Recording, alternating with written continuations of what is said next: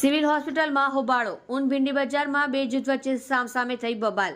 લગ્નમાં એકા સમાજના બે જૂથ વચ્ચે તલવાર ઉછળી. સામાન્ય બોલાચાલીમાં બે જૂથના લોકો એકબીજાને ચપ્પુ અને તલવાર મારી. સમગ્ર મામલો સિવિલ હોસ્પિટલ પહોંચતા સિવિલના કેમ્પસમાં બબાલ. સિવિલ હોસ્પિટલનો સિક્યુરિટી સ્ટાફ ન પહોંચી વળતા તાત્કાલિક પોલીસ બોલાવવાની નોબત.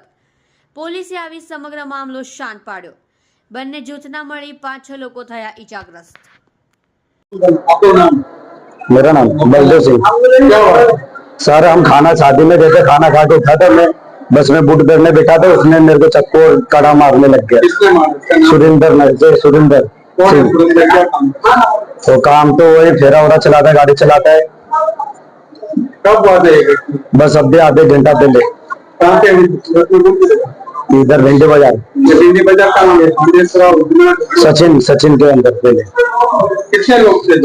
तो 3-4 जन थे, पर मेरे को अभी एक जन ने वो जमिया लेके भाग रहा था, मैं भागे था, मेरे को कुछ भी नहीं था। वो भाई को जो भाई को वो भाई को भी उसने मारा। क्या कौन लगता है? वो मेरा बड़ा पप्पा है। तो क्या नाम है? पूनम सिंह। कहाँ पे रहते?